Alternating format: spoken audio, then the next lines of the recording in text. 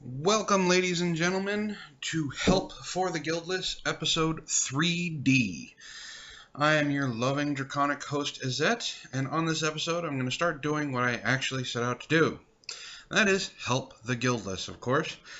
I am starting a new variance for this show and do what I set out to do in the first place. Help you guys out with deck problems. Now, I haven't gotten any real questions that I could build an episode off of, so I'm starting what is new to me, but I'm sure it's been done many times over. Deck tech. What do I mean by deck tech?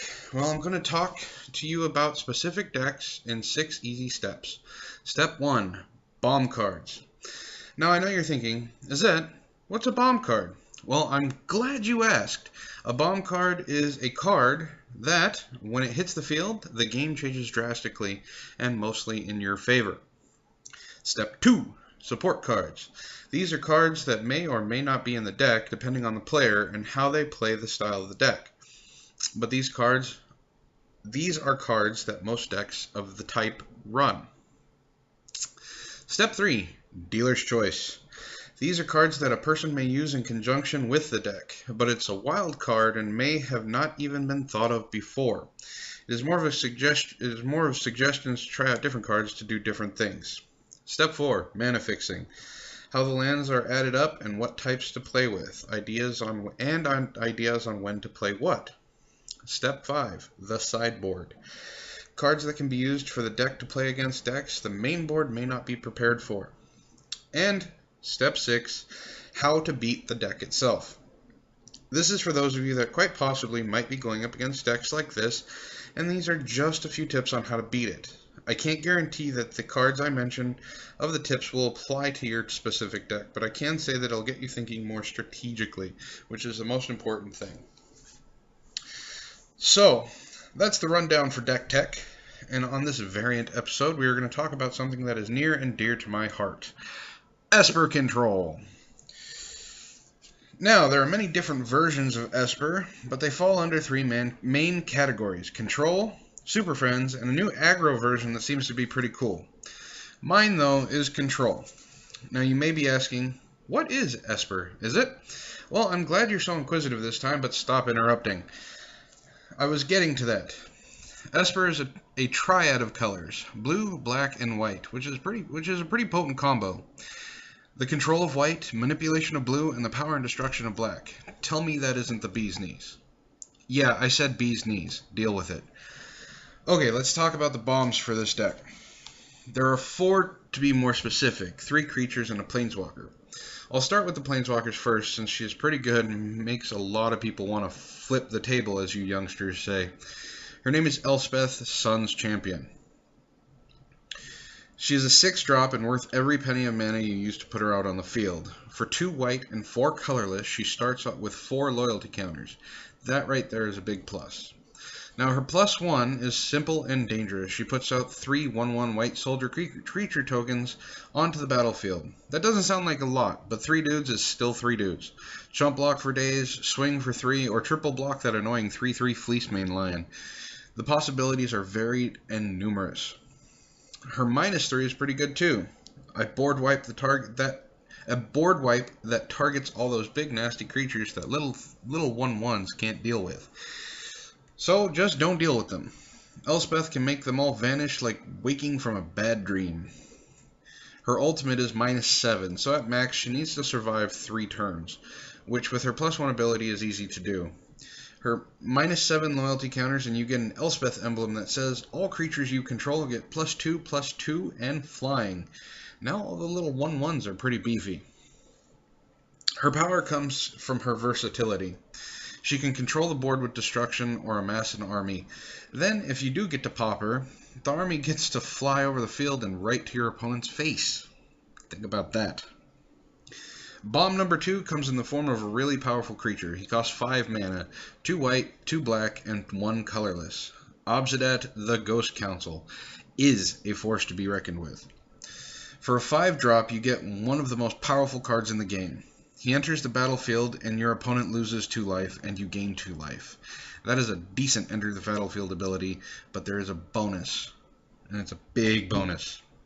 At the beginning of your end step, you may, and I do emphasize may, because there are people out there who don't do this, you may exile him. If you do, he comes into play at the beginning of your next upkeep and gains haste. Oh yeah, did I forget to mention he's a 5/5? I might have. So a 7 life swing at most, because when he comes in, your opponent still loses 2 and you gain 2. There is not a lot bad about this card, and if you combo him with the Whip of Erebros, your opponent might as well count down his remaining turns.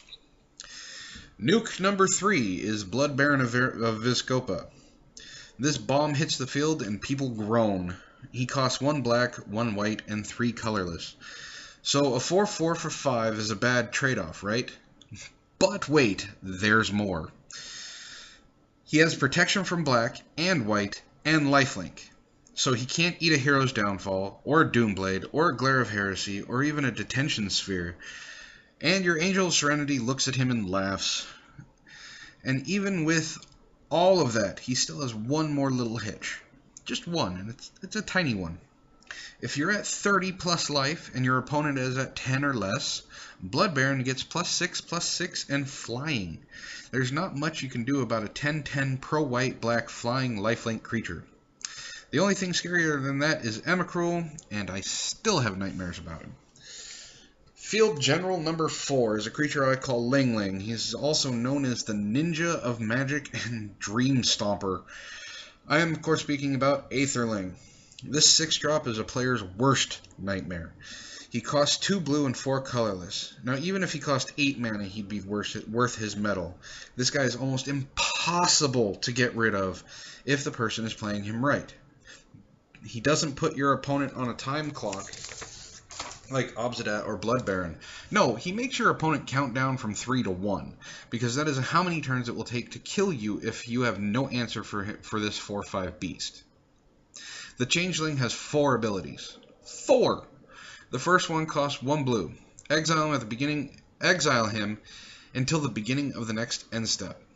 You can do this in response to a verdict, any targeted ability, even a bounce or sack spell. All they need is 1 blue mana, and he'll need something short of them running out of mana to off him. Ability 2 also costs 1 blue, and that makes him unblockable. No need to worry about defense, just run right past it. Ability 3, Aetherling gets +1/-1 until end of turn. This costs 1 colorless. Use it 4 times, and he is an 8/1 unblockable ninja that is swinging for your opponent's face. His 4th ability is the opposite, 1 colorless, and he gets -1/+1 until end of turn. So he can be a 0/9 blocker and stop that pesky Blood Baron without fear of dying. Once Aetherling resolves, you better act fast, because he's gunning for your throat. Now, an Esper deck may be running all 4 of these, only 2, or maybe even 1, but they are something to be on the lookout for, and it's something you should be playing if you're playing this type of deck. Now we get to where the deck diverges from the same ideology into multiple facets that it can become. The support cards. I'm not going to name all of them because we'll be here all day and night, but I will name more than a few staples that should be in this deck. The first staple is an annoyance of a card for most people, the Counterspell. Now, I'm not talking about the card Counterspell. There is one. It's been discontinued for a long time, so it's not anywhere near standard legal. The popular spell right now is Dissolve. 2 blue and 1 colorless to counter any spell, plus the bonus of getting to scry 1. And this is always good for when you're playing Esper Control, because you can see what's coming next. It's something really important. But you also may run Syncopate, Negate, Render Silent, Essence Scatter, which, in my opinion, is an underrated counter, and even a Dispel.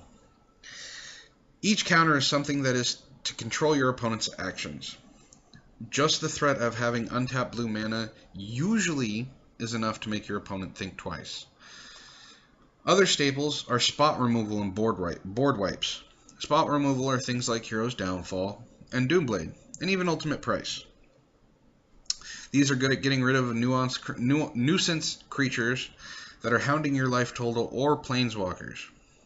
A bonus to Downfall is that you can target one of your opponent's planeswalkers and destroy it outright. Board wipes are harder to come by since Day of Judgment is gone, but things like Supreme Verdict will always be in the deck. Turn 4 is a good time to wipe the field when playing an aggro deck that is running you down. Think about that. You're playing an RDW that's actually Rakdos Winds, and they have 3 Ash Zealots, and, well, they wouldn't have 3 Ash Zealots, but 2 Ash Zealots and 2 Cacklers, and it's turn 4. That Supreme Verdict is going to be the only thing that saves you. So, turn 4 is a good time to wipe the field and just putting a halt to him. Merciless Eviction is another board wipe that you may want to use. It's 1 white, 1 black, 4 colorless, so it does cost a little bit more, but you get to exile planeswalkers, enchantments, artifacts, and or creatures. So you're not destroying them, you're exiling them. Now you can't do all 4 because that would be completely ridiculous, but you get to choose one of them. And it's good against gods and anything indestructible. One that you can use but doesn't see much play is Planar Cleansing. It's a high mono white cast spell, and it pretty much wipes out everything. It's very simple. Destroy all non-base or non-land permanents. But it costs 7, I believe. 2 white. No, it costs 6. 6 or 7. 2 white and however many colorless. Along with wipes and spot removal, you have more control things. Chain to the Rocks could possibly be one. It exiles a creature as long as you have a mountain. So if you are one of the people that decides to splash in Sacred Foundries, you can use it then. But you also have Detention Sphere, which is always popular. And Detention Spheres are good against things like pack rats. Take out 1 pack rat with a Detention Sphere and they all go away. Or any permanents that tend to be non-land permanents that tend to be ruining your day. Lastly of the support cards is the all-important card advantage. Azorius Charm is quite useful, and most Esper players use it for the draw and bounce ability. The lifelink is limited because you aren't running many creatures. One of the newest cards is Read the Bones. In essence, it allows you to fix your next 2 cards and then draw them for the price of 2 life. A little bit of old school black mechanics there because you're paying life for it, but it works. It costs 3 though, and is at sorcery speed, so use it wisely. Jace, Architect of Thought, is extremely versatile with draw and very rarely gives you a bad show and tell.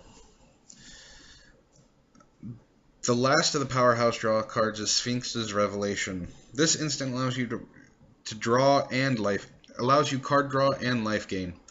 You'll need to use this at the end of your opponent's turn, of course, and mostly tap out for it, unless you need 1 blue for your Aetherling. There are other draw cards, but these 3 are the most potent. Now, the Dealer's Choice cards are fun cards to add spice to your deck. Things like Fiendslayer Paladin can work. Now, he isn't a staple, but that doesn't mean he couldn't help you out. He does have lifelink and first strike, and he can't be targeted by red and black spells your opponents control. Silence is another card that can be used offensively and defensively. 1 white mana cast on the upkeep keeps your opponents from casting spells, period. Thoughtseize and Duress are also popular, but not required. Sometimes reserved for sideboard against other control decks and mirror matches. Underworld Connections is seen more play too, but not too frequently in Esper, so it can still be considered a wild card. I've even seen someone throw in a Consuming Aberration. Imagine the shock on your opponent's face when you drop a 5 mana creature that causes them to mill cards and gets bigger.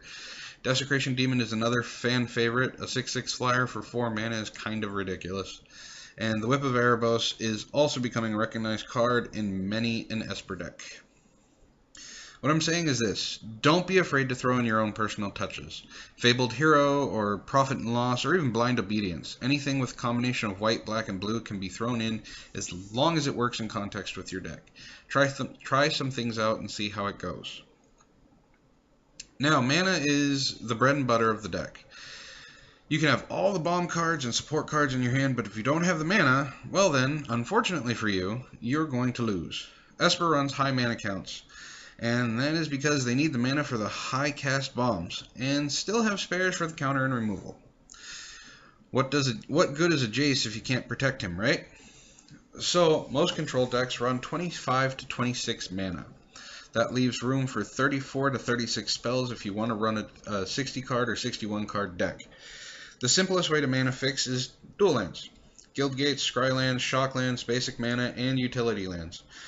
I would use Guild Gates if you can't get a hold of the Scry lands. But how your mana should run down is like this. 4 Godless Shrines, 4 Watery Graves, 4 Hallowed Fountains, 4 Temples of Deceit, 4 Temples of Silence, 3 Mutavaults, and some basic mana to run the last 2 or 3 slots. You can use Guild Gates instead, but you realize then that you have no basic mana to come into play untapped, and any colored mana that does is going to cost you 2 life. The Mutavaults are good because they're a creature, and you can block or sack to a Desecration Demon if it comes down to it. The Mutavault is very versatile, but use it sparingly. It can still fall to creature destruction if you aren't careful, which has happened to me a couple of times, and it sucks. Now, the most important part of your gameplay, besides your main deck, is your sideboard. This is for you to fill cards for things that you can't handle or weren't prepared for. Everyone wants their deck to work 100% of the time, but sometimes you just need a few extra cards. That's what a sideboard is for. Adding things like Devour Flesh and Celestial Flare can handle aggro decks pretty well. And when you go up against any of the Triad enchantment decks, these cards are key. And what I mean by Triad enchantments, I'm talking about Bant enchantments or Naya enchantments. Any deck that beefs up one creature, Celestial Flare is going to destroy them, and so is Devour Flesh.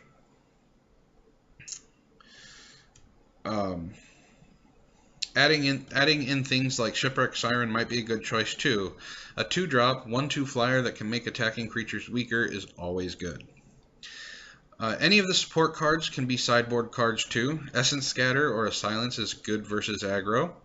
And even Jace Memory Adept is a good sideboard against mirror matches. No sideboard is perfect, and even if you had the right cards to take out the right cards, they may not win you the game, but they will help. It is what they are supposed to do. If you have to, take notes on what to side out against aggro or control and what should be sided in. Don't be embarrassed. Even the pros take notes. How else are you going to learn? I know what you're saying. Geez, Izzet? This deck seems pretty overpowered. How do I play against it? And again, I'm glad you asked, but stop interrupting. I was just getting to that. Esper is a solid concept and is hard to play against, but not impossible to beat. Playing hexproof creatures like Gladecover Scout and Witch Stalker are always a hard thing to get rid of. Voice of Resurgence is a beast against Esper because it forces them to play on their own turn. A lot of power comes from Esper playing on your end step and during your turn. Voice and Witch Stalker both put a halt to that if they are smart. The Stalker gets a +1/+1 counter anytime a blue or black spell is played on your turn by your opponent. And with Voice, if they play anything, you get to spawn a token that has power and toughness equal to the number of creatures you control. So with those cards, you've slowed Esper down. But how do you deal with spot removal and board wipes? Well, that's simple. Ranger's Guile and Simic Charm can make things hexproof. Healing Touch can regenerate target creature. Boros Charm and Rootborn Defense make all your dudes indestructible. Skullcrack can stop the life gain from Sphinx's Revelation, and Notion Thief can stop the card draw. There's no one answer, and if I haven't mentioned a card or color you play, by all means, throw in your 2 cents in the comments. The key here is that most of these cards will be a sideboard card for you. The reason you need them as a sideboard card is because if you build your deck to specifically beat Esper, you're only going to beat Esper. Now, what about a mirror match? Esper versus Esper. These matches are long and boring, but they can be won. If you're playing a mirror match, Duress helps get rid of all of their spells.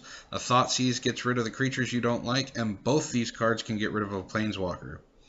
And both spells only cost 1 black mana. Jace Memory Adept, as I mentioned before, is a good sideboard inclusion, and so is Ashiok Nightmare Weaver. Both of these walkers eliminate cards. If they can't draw the cards, then they can't play the cards. Most of the time in a mirror match, the first one to drop a bomb card and protect it wins, but that doesn't mean it can't be beaten.